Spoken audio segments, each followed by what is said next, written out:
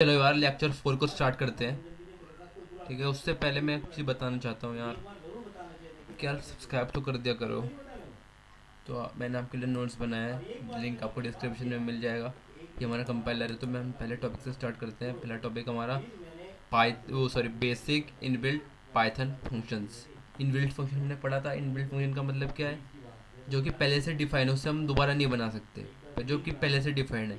तो फंक्शन बनाने के लिए करते क्या है, मतलब बनाने के लिए करते हैं DEF, उसका नाम, फंक्शन का नाम, एक ब्रैकेट और उसके बाद कॉलन। ठीक है, तो ये पहले से डिफाइन है, उसमें हम ऐसे लिख नहीं सकते कि DEF प्रिंट, तो गलत आएगा। तो क्या प्रिंट है, इनपुट है, इंट है, STR स्ट्रिंग है, मतलब ID है। तो all should be in lower case, सब कुछ लोअर केस में है। देखिए जो एस है एस भी लोअर केस में ही है। हम्म, तो इसका हम बना नहीं सकते। देखिए जैसे मैं यहाँ देखिए करता हूँ, DEF डेफ लिखता हूँ, फिर प्रिंट लिखता हूँ, फिर मैं वैसे ब्रैकेट लगाता हूँ, इंडेंट लगाता हूँ। उसके बाद मैं लिखता हूँ, कुछ भी लिखता हूँ, प्रिंट 45, ठीक है। उसके बाद कॉल भी करना होता है। मैंने गलत कर दिया।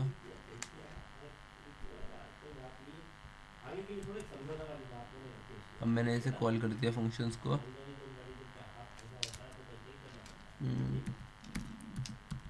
प्रिंट ऐसे मैंने कॉल कर दिया, लेकिन ये जो मैंने किया है वो गलत है। क्यों गलत है? क्योंकि जो प्रिंट है वो पहले से डिफाइन है। पाइथन ने पहले से डिफाइन कर रखा है, तो इसका हम दोबारा नाम बना नहीं सकते प्रिंट का। मैं रन करता हूँ, एरर आएगा, देखना एरर आ गया। तो यही है। देखिए इन नामों को हम दोबारा नहीं बना सकते, पहले से बना हुआ है। तो all should be in lower case. Input,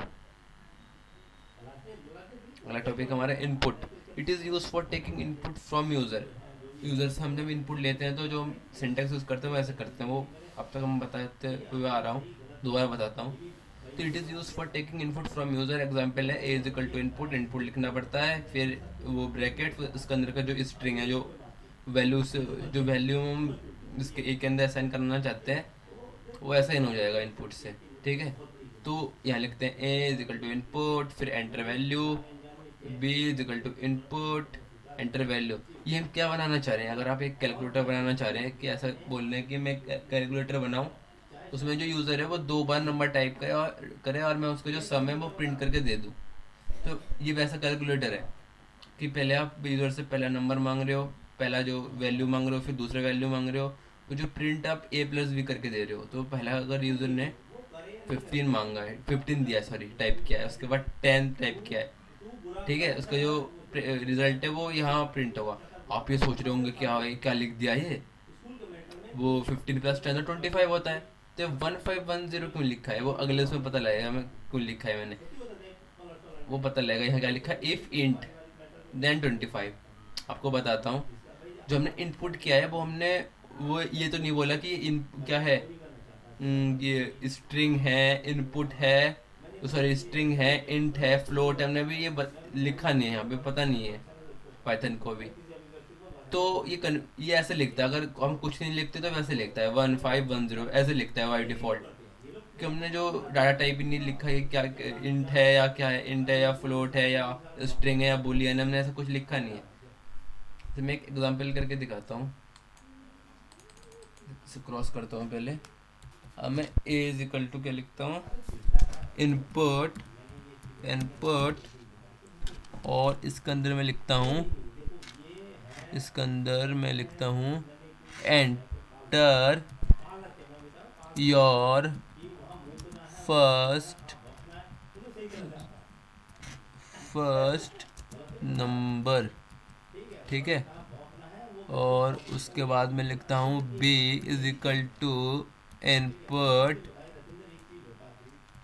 क्या लिखता हूँ, मैंने देखा इनपुट का स्पेलिंग गलत लिख दिया, इनपुट, फिर क्या लिखा है मैंने, एंटर योर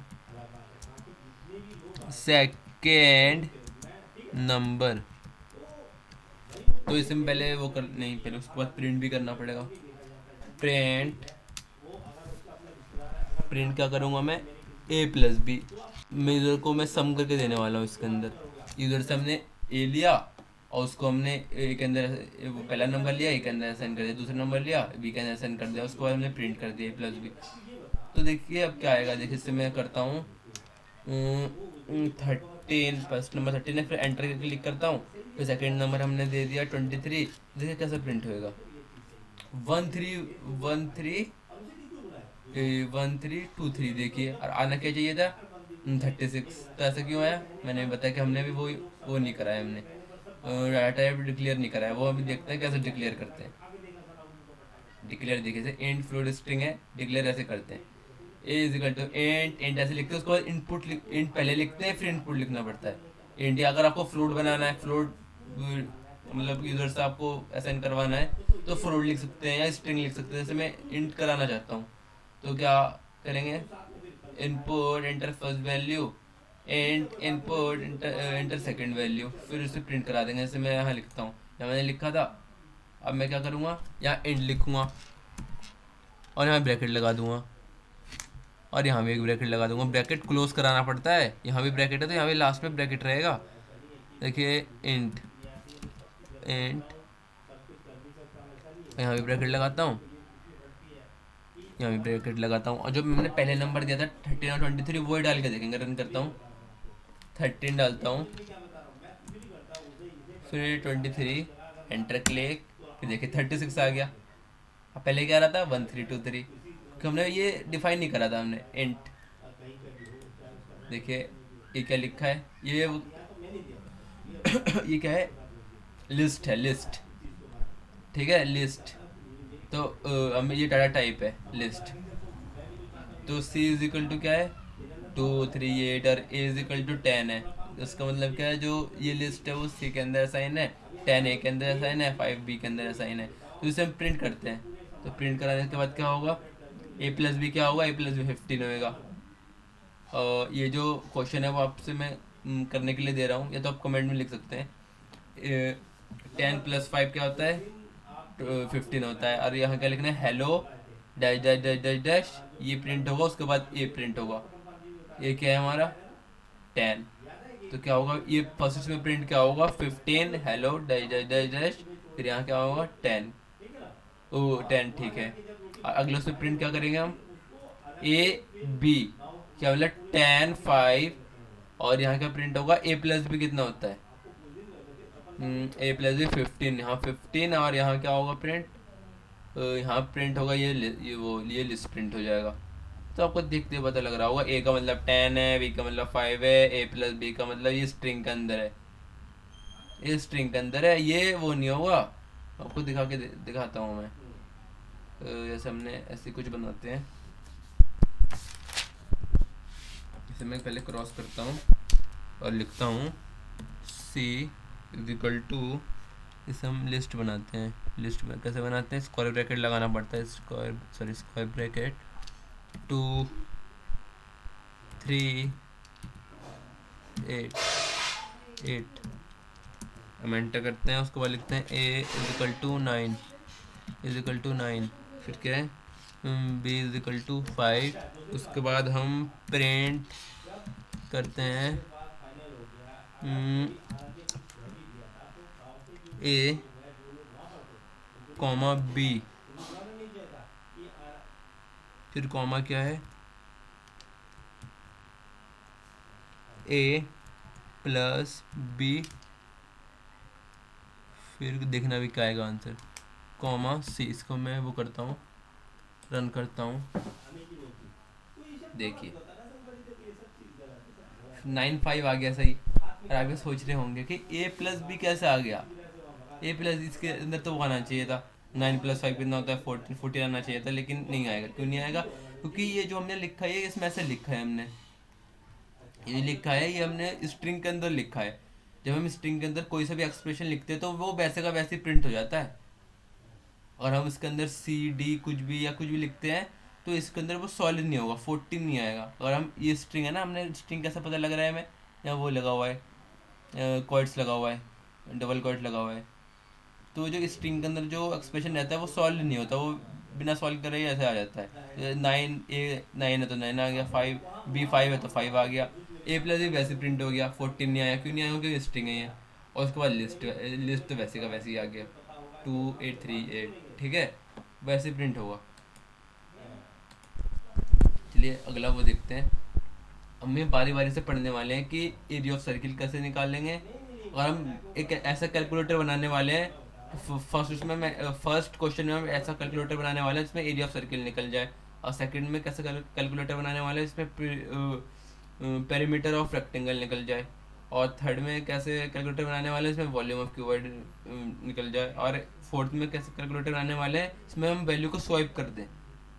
तो एक एक करके देखते हैं। पहले है हमारा एरिया ऑफ सर्किल, वो कैसे निकालेंगे। एरिया ऑफ सर्किल का फॉर्मूला क्या है, पाई आर स्क्वायर, और पैरामीटर क्या क्या है 2l प्लस बी, और वॉल्यूम का क्या है L into B into H. तो चलिए देखते हैं। पहले हम एरिया ऑफ सर्किल निकालते हैं। तो एरिया ऑफ सर्किल के लिए क्या करना पड़ता है, या हमें पाई की वैल्यू पता होना चाहिए। तो पाई की वैल्यू हमको पता है 22/7, 22/7 को हम डिवाइड करते हैं तो क्या आता है 3.14, 22/7 3.14 है ना। तो इसको हम 3.14 को हम पी आई नाम से हम स्टोर कर सकते हैं। पी आई नहीं, अपना जो नाम है वो अपने नाम से कर सकते हैं। अगर पी आई लिख दिया तो अच्छा लगता है। तो पी आई के नाम वेरिएबल में हमने 3.14 हमने स्टोर कर दिया। उसके बाद आर नाम का एक वेरिएबल बनाया हमने। तो उसके अंदर हमने क्या लिखा है, फ्लोट। अब देखें इंट नहीं लिखा हमने, फ्लोट लिखा है। फ्लोट के अंदर कोई पॉइंट में भी डिजिट एंटर वो कर सकता है, एंटर कर सकता है। तो float input enter radius, radius लिया हमने यूजर से, रेडियस एंटर करवाया। फिर क्या लिया हमने, ए इज इक्वल टू पी, जिसका फॉर्मूला क्या है पाई आर स्क्वायर, मतलब क्या है पाई को पहले मल्टीप्लाई करो आर से, फिर आर को मल्टीप्लाई करो आर से। अब सोच रहे होंगे क्या है ये, तो ऐसे भी कर सकते हैं, है ना। आर का स्क्वायर कैसे लिखेंगे, आर इंटू आर होता है स्क्वायर, आर इंटू आर होता है ना। तो R into pi into R मतलब पाई आर स्क्वायर। तो ये तो बन गया हमारे ए के अंदर ऐसा हो गया, उसको हम प्रिंट करेंगे। रेडियस इज क्या आएगा, रेडियस इज तो वैसे प्रिंट होगा, ये स्ट्रिंग है, स्ट्रिंग में कॉलन लगा हुआ है, वो सॉरी क्वाट लगा हुआ है। रेडियस इज आर प्रिंट होगा, रेडियस इज 3.14, वो सॉरी रेडियस इज जो प्रिंट जो यूजर है वो एंटर करेगा वो आएगा यहाँ। उसके बाद एरिया, एरिया आएगा यहाँ, एरिया इज क्या होगा ए, जो मल्टीप्लाई करके जो एरिया निकलेगा वो यहाँ आएगा। चलिए मैं आपको करके दिखा देता हूँ, एक बार बना के दिखा देता हूँ। जब मैं करके दिखाऊंगा तब ज़्यादा समझ में आएगा आपको। तो पी आई नाम से मैंने वो बना दिया, और यहाँ मैंने 3.14 स्टोर कर दिया। फिर आर नाम से वो बनाया हमने वेरिएबल। उसके बाद हमने फ्लोट दिया, एंड भी देख सकते हैं, कोई ज़रूरी नहीं है। और कोई हम फ्लोट लिखते हैं, अगर हम यहाँ फ्लोट लिखते हैं तो यूज़र जो है वो पॉइंटों में भी दे सकता है, लेंटर कर सकता है नंबर। अरे यार मैं क्या लिख क्या रहा हूँ मैं, वो फुल फ्लोट इनपुट, ठीक है। फिर अगला ब्रैकेट लगाएंगे, उसके अंदर हम स्ट्रिंग लगाएंगे, उसमें हम कुछ भी लिख सकते हैं स्ट्रिंग के अंदर की enter your sorry your radius, radius, ठीक है। और अगले उस लाइन में चलते हैं, और क्या लिखना है यहाँ, अपना एक्सप्रेशन बनाना है। क्या लिखना है, पाई आर स्क्वायर मतलब पी आई मल्टीप्लाई, मल्टीप्लाई क्या है आर, मल्टीप्लाई आर, क्योंकि डबल आर है ना, आर स्क्वायर है तो मल्टीप्लाई आर। ये हमारा बन गया एक्सप्रेशन। अब हम इसे तो क्या कर दिया हमने, एक्सप्रेशन को हम आपको करते हैं प्रिंट करते हैं। प्रिंट क्या करेंगे,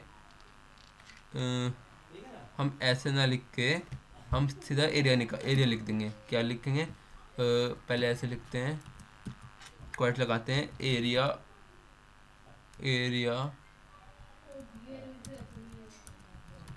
एरिया ऑफ सर्किल ऐसे लिख एज, हाँ हमने उसके अंदर लिख दिया एरिया ऑफ सर्किल इज, हमने स्ट्रिंग के अंदर लिख दिया। उसके बाद जो इसके बाद जो यहाँ लिखेंगे, यहाँ ए लिखेंगे, ए हमको वैसे का वैसे प्रिंट कराना है जो एक्सप्रेशन है। तो हम इस ए हम इसके अंदर नहीं लिखेंगे, अगर ए इसके अंदर लिख दिया हमने तो क्या होगा, तो स्ट्रिंग के अंदर प्रिंट हो जाएगा, तो वो वैसे का ए ऐसे आ जाएगा। सर आपको करके दिखाता हूँ, पहले इसे प्रिंट वो कर लेते हैं, प्रिंट करके दिखाते हैं। कुछ हमने गलत किया है, क्या गलत किया है, आप कोई बता सकते हैं हमने गलत किया क्या है। देखिए क्या लिखा है, main dot by line four में हमने क्या गलत किया है। अच्छा, क्या गलत किया है, यहाँ देखिए, हमें जब वो कराना होता है ना स्ट्रिंग के बाद या कुछ के बाद, हम दो, अगर दो चीज़ को हम वो लेते हैं, प्रिंट ऑफ एरिया, और यहाँ पर क्या है, हमने वैसे लिया है कि फ्लोट वैल्यू है, तो उसके बाद हमें कॉमा लगाना पड़ता है। बिना कॉमा, अगर कॉमा नहीं लगाओगे तो एरर आएगा, तो हम ऐसे रन करेंगे, अब एरर नहीं आएगा। देखिए एंटर और रेडियस, रेडियस क्या है, मैं इजी के लिए आपको मैं ले लेता हूँ, 4 ले लेता हूँ मैं, ठीक है, एंटर करता हूँ। देखिए एरिया सर्किल इतना आ जाएगा, एरिया ऑफ सर्किल ये आ जाएगा 50.24। अगर यकीन नहीं आता तो आप वो देख लीजिए, गूगल पे देख लीजिए। देखिए एरिया ऑफ सर्किल रेडियस 4 क्या आया, 50.27, और मेरा क्या आया था 50.24। हाँ थोड़ा इधर उधर चेंज हो जाता है, लेकिन सही है ना, क्योंकि देखिए पाई के वैल्यू बहुत अंत तक जाता है, तो इसमें थोड़ा बहुत चेंज हो जाता है, लेकिन वैसे तो सही है ना, 50.2427, क्योंकि एग्जैक्ट वैल्यू तो आता नहीं है कभी पाई का, कुछ ना कुछ चेंज हो जाता है थोड़ा बहुत। अगले इसमें चलते हैं।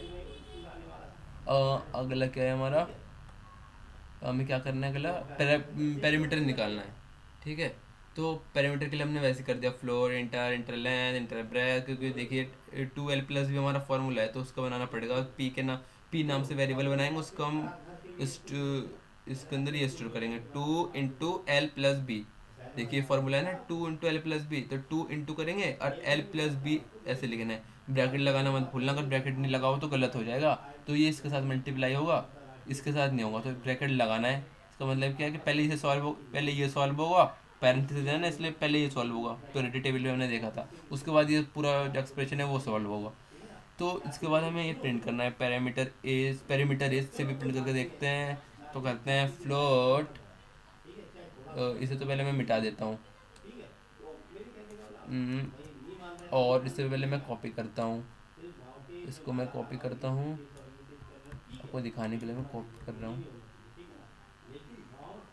और यहाँ लिखता हूँ मैं एल, मैं लेंथ चाहिए, वो यूज़र से मतलब हमें लेंथ वो करवाना है, प्रिंट वो एंटर करवाना है, बी कराना है, एंटर और लेंथ कर देता हूँ मैं रेडियस की जगह, LENGTH लेंथ, और यहाँ क्या लिखता हूँ BREADTH ब्रेथ, ठीक है। और ये जो एक्सप्रेशन है वो भी सही कर देता हूँ। एक्सप्रेशन क्या है, एक्सप्रेशन आप किस नाम से करेंगे, पी नाम से करेंगे, अरे मर्जी है आपके, आप किस नाम से भी करिए, मैं तो पी से करूँगा। 2 × L + B। देखिए हमने गलत किया है, क्या है अब देखना, हमने ब्रैकेट नहीं लगाया, तो ब्रैकेट लगा देते हैं, अगर ब्रैकेट नहीं लगाएंगे तो आंसर गलत आएगा। देखिए, और एरिया ऑफ नहीं, एरिया ऑफ पैरामीटर ऑफ गलत बोलते हैं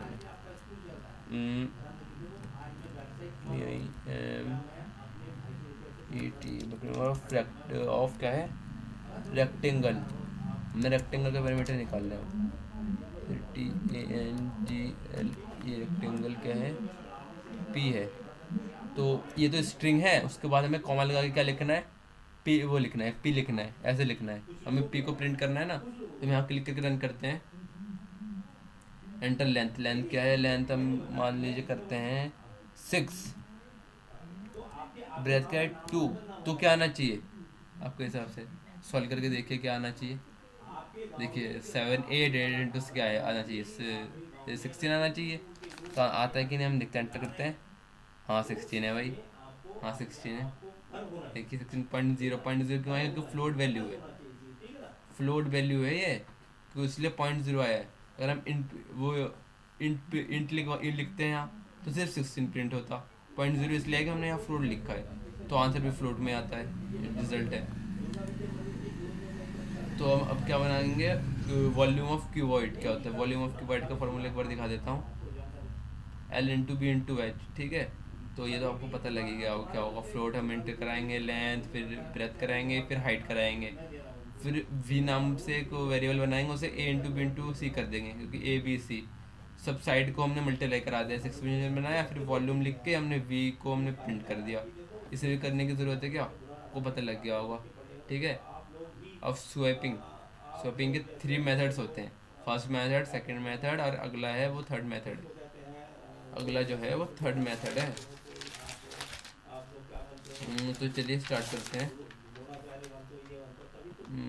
फर्स्ट मेथड स्वैपिंग कहते किसे, स्वैपिंग जैसे हमने दो वेरिएबल है, ए के अंदर 7 स्टोर है और बी के अंदर 3 स्टोर है।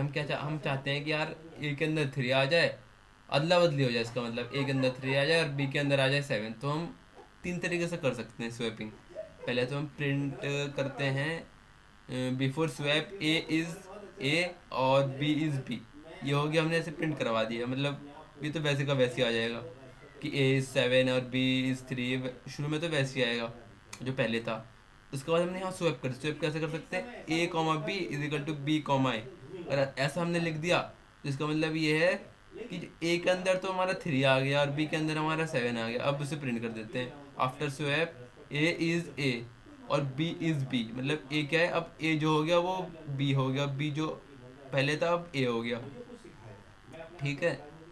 तो देखिए प्रिंट ए इज़ ए मतलब क्या है, ए इज़ 3 और बी इज़ क्या है 7। ऐसे ही प्रिंट होगा। अब वो करके भी दिखाता हूँ, चलो एक बार करके दिखाता हूँ आपको। ये सब लिखने की ज़रूरत नहीं, तो वैसे प्रिंट करने के लिए लिख दिया है। मैं सीधा आपको डायरेक्ट प्रिंट करके दिखाता हूँ। ये मैंने क्या करा, ये मैंने कंट्रोल एक्स दबा दिया। अब करता हूँ ए इज इक्वल टू 7 और बी इज इक्वल टू 3। फिर मैं अगली लाइन में चलता हूँ, फिर लिखता हूँ प्रिंट, प्रिंट लिखने की ज़रूरत नहीं है, तो मैंने ऐसे लिख दिया था। पहले मैं स्वैप कर लेता हूँ a comma b is equal to b comma a, ठीक है। अगले लाइन में चलता हूँ और सिंपल है, कुछ नहीं, मैं प्रिंट, यार मैंने क्या कर रहा हूँ,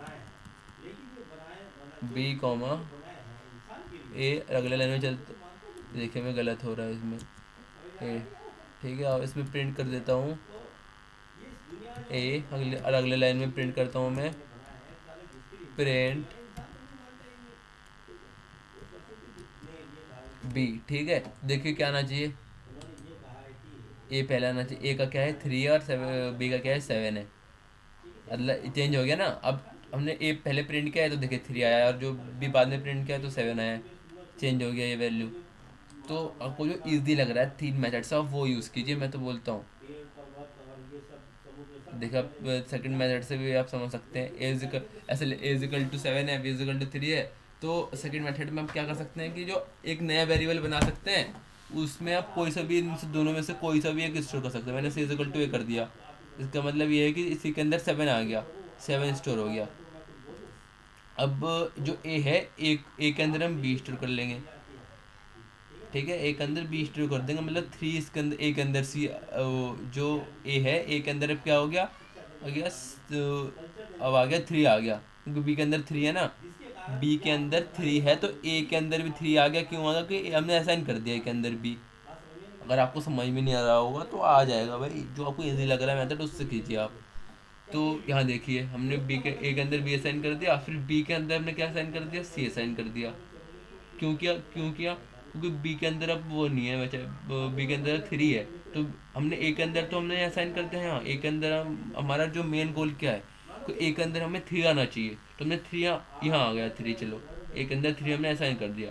लेकिन बी के अंदर भी 3 है अभी तक। अगर अभी तक हम लिख यहाँ तक देखें तो बी के अंदर अभी भी 3 है, हमें बी के अंदर 7 लाना है।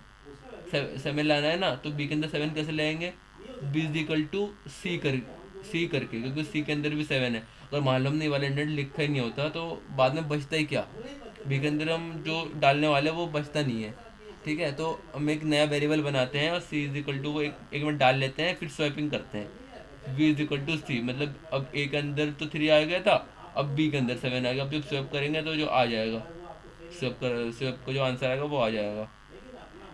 फिर अगला मेथड देखते हैं, थर्ड मेथड। वो ये is equal to 7, b is equal to 3, और क्या लिखना है, a is equal to a plus b. और आप देख लीजिए एक बार समझ लीजिए, अगर एक बार तो ये देख सकते हैं ना एक्सप्रेशन। तो a is equal to a plus b is equal to A minus b. इसका a is equal to a plus b का मतलब क्या है, ए के अंदर जो है ए प्लस भी आ चुका है, ए क्या है 7 + 3 10। तो अब ए है वो 10 हो चुका है, अब ए 7 नहीं रहा, अब हो गए पुराना। अब 7 अब 10 आ गया ए के अंदर, ए के अंदर 10 आ गया है। और जो बी है, बी के अंदर अभी भी 3 है, यहाँ तक तो अभी भी बी के अंदर 3 है, लेकिन हमने बी के अंदर कुछ ऐसा और असाइन कर दिया। अगर बाई चांस से डायनेमिक प्रोग्रामिंग लैंग्वेज होता ही नहीं तो हम ऐसा कर भी नहीं सकते थे, बी के अंदर दोबारा चेंज करो। तो बी के हमने B is equal to A minus B कर दिया। ए क्या था, ए यहाँ 10 था, यहाँ 10, यहाँ 10 हो गया था, तो 10 - बी कितना होता है, 10 - 3 का कितना होता है 7। अबे ए जो है वो 7 नहीं था भाई, वो यहाँ हमने चेंज कर दिया, ए हमने यहाँ चेंज हो गया था, ये a is equal to a plus b 10 हो गया। अब जो ए है वो 10 है, तो 10 माइनस अगर 3 करेंगे तो 7 होगा ना। तो B is equal to A A minus B मतलब 10 - 3 क्या उतना होता है 7। तो B is equal to B के अंदर 7 असाइन हो गया, और ए के अंदर क्या असाइन हो गया 3 असाइन हो गया। तो इसे प्रिंट करते हैं, लास्ट में प्रिंट कर देते हैं कि आफ्टर स्वैपिंग ए क्या है, आफ्टर स्वैपिंग ए इज इतना लिखेंगे, फिर क्या है ए है, अब बी इज क्या है बी है। ऐसे भी कर सकते हैं, आपको जो भी इजी लगता है वो कीजिए। मैं तो बोलता हूँ कि ये वाला कीजिए, सबसे इजी रहता है, लेकिन ये भी आप सीख सकते हैं, सब सीखना ज़रूरी है, लेकिन ये इसमें ज़्यादा फोकस कीजिए, इस फर्स्ट मेथड में, ये सबसे ईजी है। तो इसके साथ आज का लेक्चर ख़त्म करते हैं। तो थैंक्स फॉर वॉचिंग।